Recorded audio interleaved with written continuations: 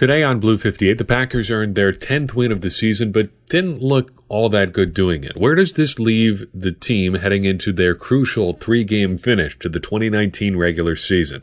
Blue 58! Hello and welcome to another episode of Blue 58, the one and only podcast to thepowersweep.com. I'm your host, John Meerdink. Happy to be with you here celebrating another Packers win. Before we get too far, I want to remind you that this podcast is sponsored in part by Ticket King. This coming Sunday is going to be the last regular season home game of the Packers 2019 schedule. They'll be taking on the Bears, and I think you should go see it in person. You're not going to regret it. I've been to night games, afternoon games, preseason games, warm games, cold games, even road games for the Packers. But the only kind of game that I haven't been to, oddly enough, just thinking about this, recording this show, is a noon kickoff at Lambeau Field. But you can do it. Head to theticketking.com or check out the tickets link at thepowersweep.com to get your tickets for this Sunday's showdown. I think there was a little bit, well, in some circles, maybe very small circles, a couple people reached out to me after I published the preview episode for this weekend's game, wondering why the Packers needed to blow out the Redskins, because that was the title of the last episode we did. The Packers need to blow out the Redskins. And I realized that I may have been a little bit unclear with that title. My point in titling the podcast what I did was the Packers needed to blow out the Redskins for me to feel good about the Packers going forward. I made the case in the preview episode that the Packers were well equipped and well positioned to take care of business against a team that had really no business beating them or even being competitive. The Redskins were that bad. And the Packers really needed to just show up and put together a wire-to-wire effort where they really just dominated an opponent. That's something that we haven't seen in a long time, if ever, this season. That didn't happen. And as a result, I'm left sitting here not feeling all that great about the Packers moving forward. But that's a conversation for later in this show. The game itself is not super important here. The outcome is important. Where it leaves the Packers going forward is important.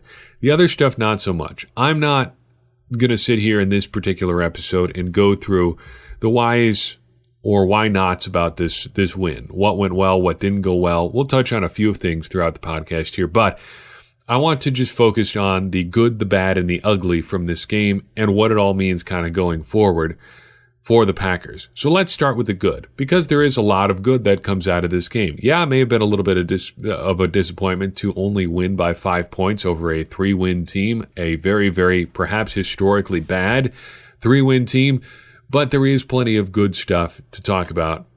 So let's do that. First and foremost, 10 wins. Mike McCarthy, to his eternal credit, always used to say get to 10 wins and then see what happens next. That was the goal for him every season, and he did it more often than not. Here the Packers are now sitting at 10 wins. And when everything is said and done with this year, no matter what happens over the next 3 weeks, whatever happens in the playoffs, I'm not going to sit here and complain all offseason that much about a 10-win season with a rookie head coach. I think expectations for this team have gotten a little bit outsized after the start that they had this year. That comes with the territory, sure, but I think if we rewound to July and said, hey, the Packers are going to have at least 10 wins this year, I think you'd be feeling pretty good about this Packers team. So enjoy that for what it's worth. 10 wins is 10 wins, no matter how they came. There are no style points in the NFL, as I've said time after time after time this year. 10 wins is a pretty darn good season. Even if you haven't beaten the cream of the crop necessarily in the NFL, you still got 10 wins, and nobody can take that away from you. Then you got to talk about the uniforms a little bit. At least I do, because this was just a gorgeous looking game. You get the Packers in green and gold versus the Redskins in white, burgundy, and gold. I think that's about as good as it gets as far as a total matchup in the NFL right now. That's old school. That's new school. It just looks good. That's how football should look to me. Playing on grass, get some grass stains in there. Hey, that's pretty darn good stuff. The win also keeps pace for the Packers with the rest of the top of the NFC. There's plenty of reason to be concerned, and like I said, we'll get to that, but 10 wins, again, is 10 wins, and they got their 10 today to stay right there with everybody else, with the 49ers, with the Saints, with the Vikings, everybody who's in contention for a bye in the playoffs.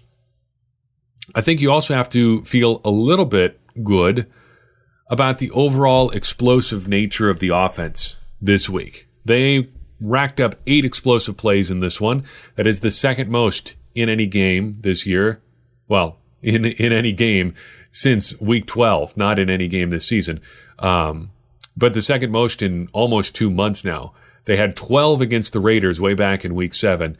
8 is pretty good. That's a pretty good effort. I'd feel pretty good about that overall. The problem was most of them came pretty early in this game. They didn't really sustain the start that they had.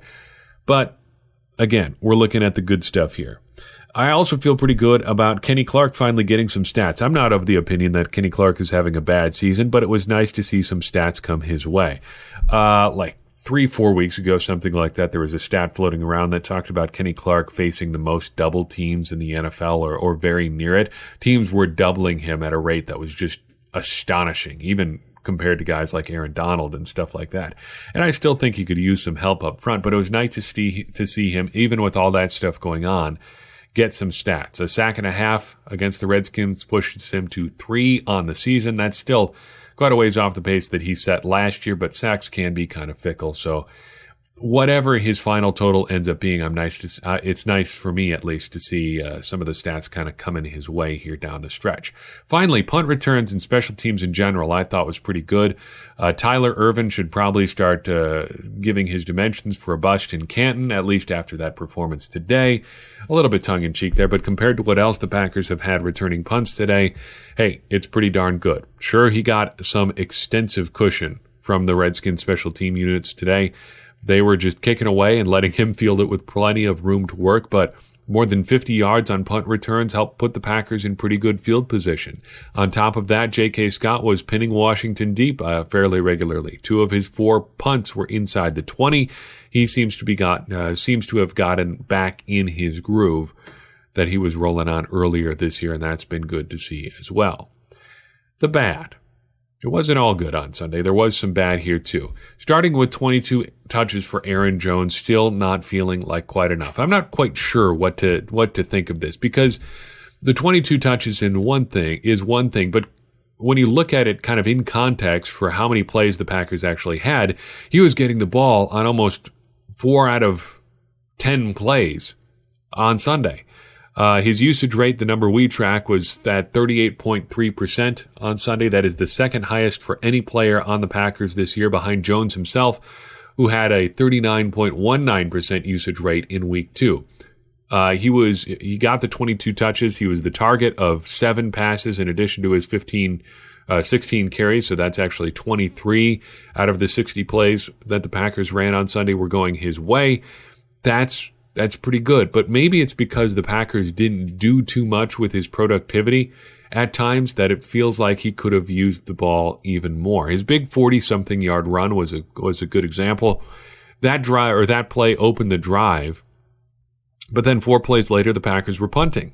So you have a big run on first down, and then it's essentially a 3-and-out from there. That is just no good, and it was very characteristic of the Packers offense on Sunday, unfortunately. You also saw a little bit of lagging production, again, from the wide receiver group. Davante Adams had 4 catches for 41 yards. Everybody else combined for 30 yards on 3 catches. And I realize there are only so many opportunities to go around, but come on, guys. They just need help at wide receiver. I don't know how you can sit there at this point in the season and say their wide receiver group is fine. It just isn't.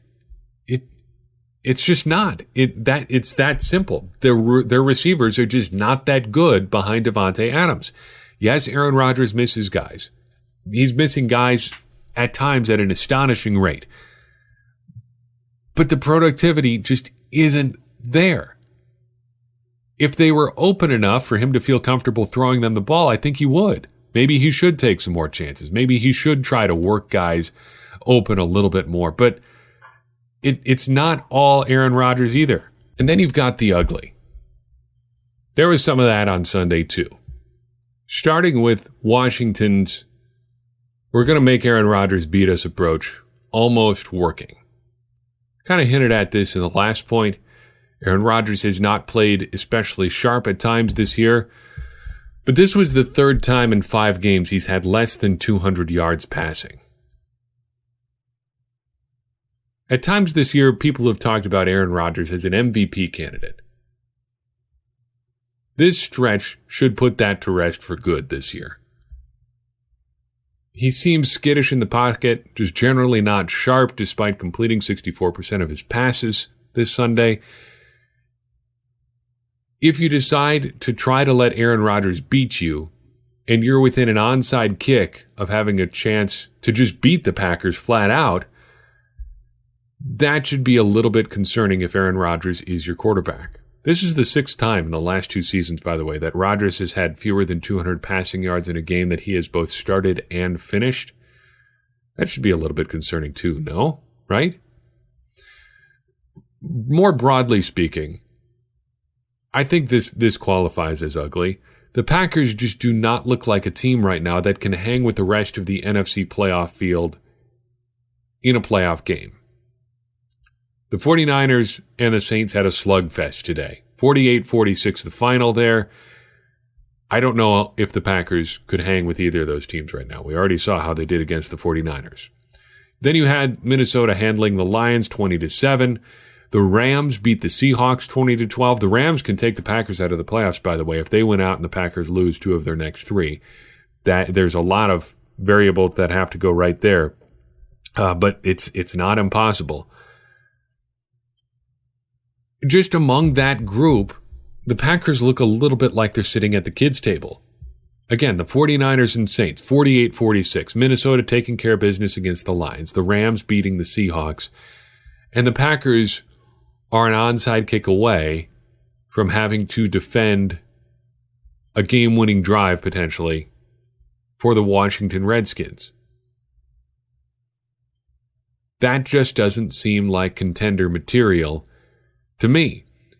And the way the Packers have played the last month, losing to Chicago or Detroit, to say nothing of the Vikings, seems way more possible now than it did even when I first brought it up, and that's concerning to me as well. What happens next year? Well, the Packers have the Bears at Lambeau Field on Sunday. The Bears beat the snot out of the Cowboys this week, but then again, who hasn't lately? I think at this point, this game feels pretty much dead even. The Bears have gotten things figured out a little bit on offense. That defense is still solid. This is going to be a tough one. This is also, as I mentioned up top, the last home game of the regular season until the playoffs. If things go the way they look, it looks like the Packers will probably get a home playoff game, and that's pretty good. The Packers can also clinch a playoff spot with a win over the Bears and a Rams loss to the Cowboys. Not a lot of Cowboys victories happening lately, but you never know. So it could be a real good weekend for the Packers. It could be the start of something real ugly for the Packers. Let's hope it's the former. That's all I've got for you on this particular episode. A bit shorter than usual, but that's okay. This game in particular was not really what we wanted to be talking about anyway. We expected the Packers to win. That they didn't win is frustrating, but hey, ultimately the win is what was important. The bigger picture now is what the Packers really have to worry about. And that's where we'll try to direct the rest of our focus as well over the remainder of the regular season here. If you want to connect with us, that's the best way to help us grow this entire thing. Leave us a comment, reach out on social media, drop us an email. People have been doing that more and more frequently recently, and it means a lot to me. It's been a lot of fun to interact with a bunch of you as well. So keep that up. If you want to support us financially, check out patreon.com/thepowersweep. $1 a month helps offset our hosting costs for this show and for thepowersweep.com. So we appreciate that as well. And if you want to look good while you support the show, check out our fine selection of t-shirts and sweatshirts via our shop at Teespring. Click the store link at thepowersweep.com to find your way there. As always, reach out, ask questions if you got them. That's going to advance the conversation and help us meet our goal of helping everybody become smarter Packers fans. Because as I always say, smarter Packers fans are better Packers fans, and better Packers fans are what we all want to be. I'm your host, John Meerdink. We will see you next time on Blue 58.